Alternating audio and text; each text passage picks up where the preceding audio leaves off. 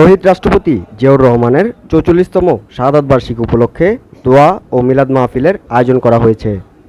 শুক্রবার বাদ জুমা কাঠেরপুল এলাকায় জাতীয়তাবাদী তরুণ দল নারায়ণগঞ্জ মহানগরের সৌজন্যে মিলাদ ও দোয়া মাহফিলের পরে আগত অন্তত ৮ শতাধিক মানুষের মাঝে রান্না করা ১০ ডেক খিচুড়ি বিতরণ করা হয়। নারায়ণগঞ্জ মহানগর তরুণ দলের যুগ্ম আহ্বায়ক খালিদ হাসান রবিনের সার্বিক তত্ত্বাবধানে প্রধান অতিথি হিসেবে উপস্থিত ছিলেন বিএনপি নেতা অলি আহমেদ। এছাড়াও অন্যান্যদের মধ্যে আরও উপস্থিত ছিলেন যুবনেতা সোহেল খন্দকার, মোহাম্মদ ইমন, মোহাম্মদ রাজু, সাগর সহ আরও অনেকে। বিসমিল্লাহির রহমানির রহিম। জিয়াউর রহমানের ৪৪তম শাহাদাত বার্ষিকী উপলক্ষে আমরা গত ১৬ বছর ফ্যাসিস্ট সরকারের কারণে করতে পারি নাই, নানান ধরনের মামলা হয়েছে এবং আমার ছোট ছেলে সোহেলের বিরুদ্ধে অনেকগুলা ৬টা মামলা দিয়েছে আওয়ামী লীগের সন্ত্রাসীরা।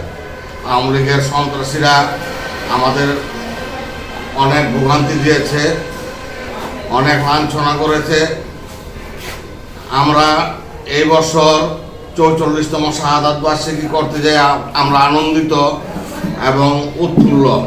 আমরা চাই দীর্ঘদিন এই দুঃশাসনের বিরুদ্ধে মামলার বিচার হোক, ওদের এই দেশের থেকে একবারে নিষিদ্ধ করে দেওয়া হোক। বাংলাদেশ জিন্দাবাদ, বাংলাদেশ জাতীয়তাবাদী দল জিন্দাবাদ।